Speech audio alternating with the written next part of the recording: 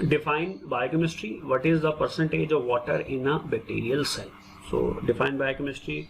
Biochemistry की definition अगर आप देखें जो हम पढ़ चुके हैं, branch of biology that deals with the study of chemical reactions and chemical processes in living organisms. So this is biochemistry. आप इसकी इंपॉर्टेंस भी लिख सकते हैं, हेडिंग देगी अगर लिखना चाहें, मेरे ख्याल में लिख दें कि इंपॉर्टेंस क्या है कि फिजियोलॉजी और एनाटॉमी को समझने के लिए जरूरी है। अब उन्होंने पूछा था कि बैक्टीरियल सेल में क्या परसेंटेज है वाटर की, तो आंसर क्या है जी 70%, आप लिख दें।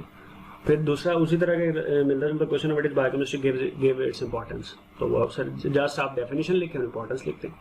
बायोकेमिस्ट्री की डेफिनेशन और फिर उसकी इंपॉर्टेंस क्या है कि अंडरस्टैंडिंग के लिए, एनाटॉमी की, फिजियोलॉजी की अंडरस्टैंडिंग के लिए बायोकेमिस्ट्री का जानना जो है वो जरूरी है। फिर इन्हीं टॉपिक से रिलेटेड है what are anabolic and catabolic reactions, और दूसरा हो सकता है वो इस तरह से दे सकते हैं question, define metabolism and name its two processes.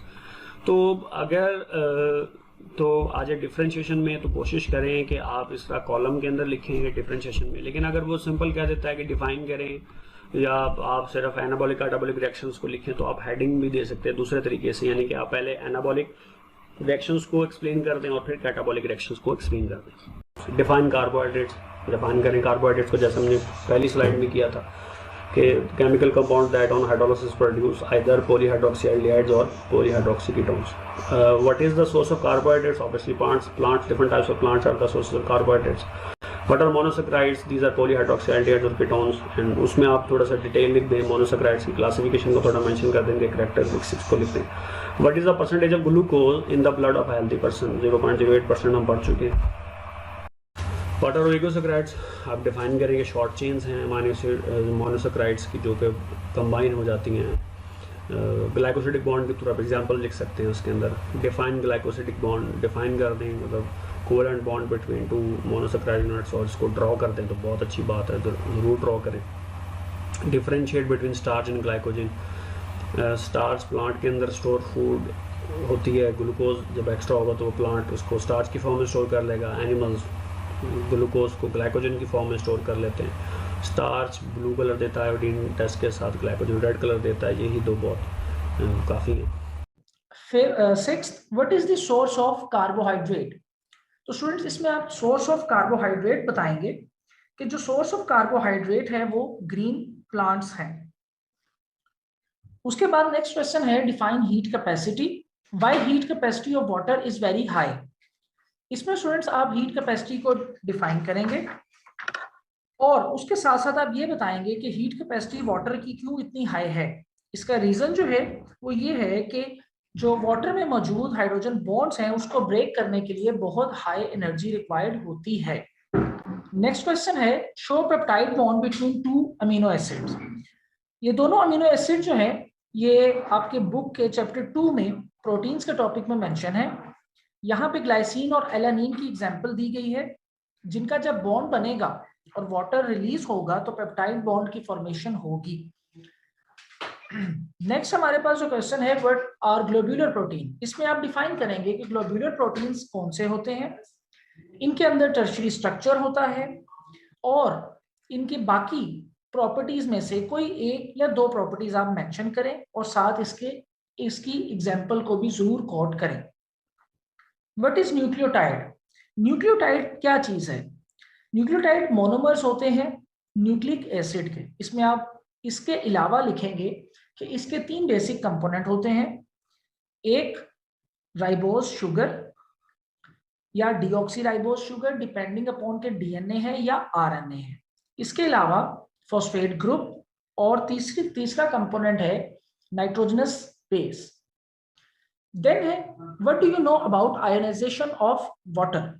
इसमें स्टूडेंट्स आप आयोनाइजेशन ऑफ वाटर, जो वाटर की इंपॉर्टेंस का चैप्टर नंबर 2 में जो टॉपिक है उसके आप रेफरेंस देते हुए आप मेंशन करेंगे कि आयोनाइजेशन जो है वो वाटर की कैसे होती है।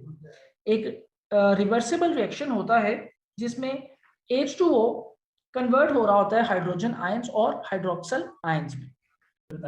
आयोनाइजेशन ऑफ वाटर जो है उसका एक्सप्लेन करें। नेक्स्ट क्वेश्चन है differentiate between nucleotide and nucleoside. Nucleotide जो होता है ये मोनोमर होता है न्यूक्लिक एसिड का।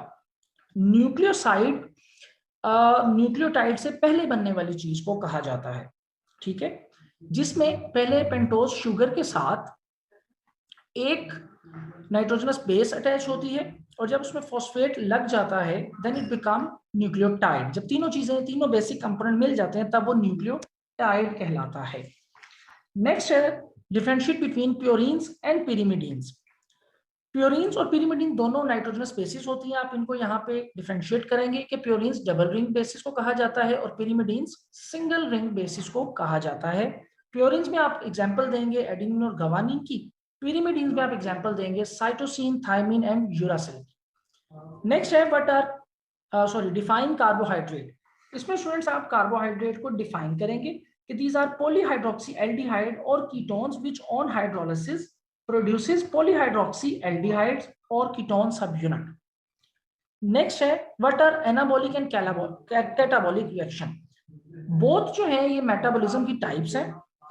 इसकी डेफिनेशन आप इसमें सिर्फ डेफिनेशन करेंगे, इसमें आप इनकी डिफरेंशिएशन की तरफ नहीं जाएंगे।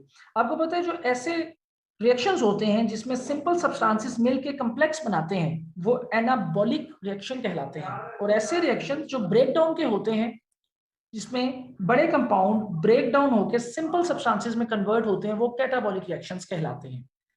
फिर मेटाबॉलिज्म और name its two type of the process के उसमें जो कैटाबॉलिक और एनाबॉलिक रिएक्शंस होते हैं उनका आपने जिक्र करना है। न्यूक्लियोटाइड, न्यूक्लियोसाइड और फॉस्फेट मिलते हैं तो न्यूक्लियोटाइड है। एक एग्जांपल एटीपी आप दे दें, जो आप दूसरी कोई भी एग्जांपल जो है वो आप उसकी लिख सकते हैं। इंसुलिन जो है उसके मतलब एफ सिंगर जो था उसने कहा 51 अमाइनो एसिड एंड 30 और 21 अमाइनो एसिड की चेंज होती है, उनके मतलब अमाइनो एसिड का फॉर्मूला लिखना है।